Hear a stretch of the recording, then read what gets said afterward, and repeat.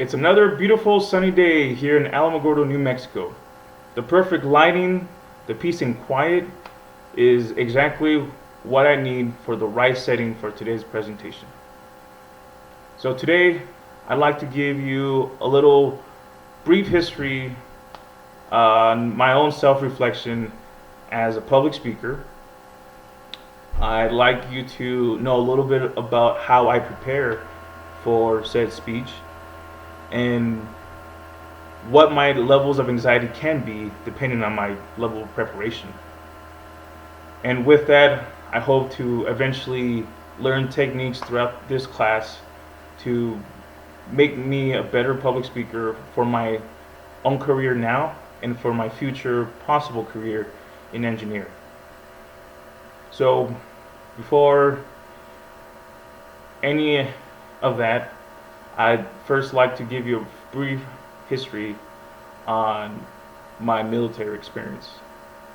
So for the last 12 years, as I've been ranking up, there has been the necessity to go through professional military education and learn how to present different briefings, different ideas that come from Air Force headquarters and that have to be refined for subordinates under me. So a lot of it has traditional public speaking characteristics, and this is for sure the first time I've actually used a 21st century medium to present ideas and so forth. And in reality, I do find it very easy compared to presenting in front of a live audience. I feel like when you're in front of a live audience, you don't have the reset button to restart in case that speech isn't going the way you want it to. And with that, I think there's different levels of anxiety.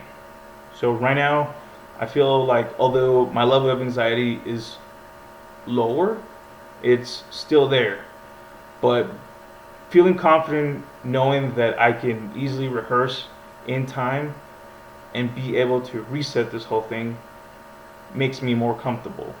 Whereas being in front of a live audience, knowing I can't do that, and knowing that people are staring at me and they might be judging me depending on what I present to them, just pushes the level of anxiety through the roof.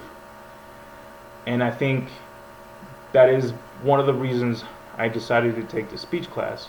Is I know exactly what I have to do, but I feel like I don't have the proper experience and practice to become the presenter that I want to be.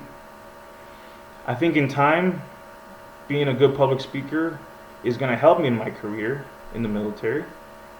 And then later on, as I try to pursue a career in engineering, eventually I will have to be in front of a live audience, maybe giving a seminar on an engineering topic.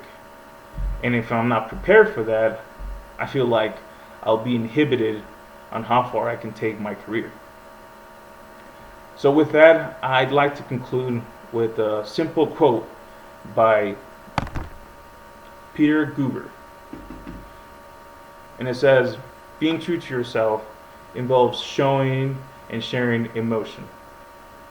And what I gather from that is, if you can connect as a human, connect that humanity with your live audience, you're able to inspire the audience to be the hero in their own story.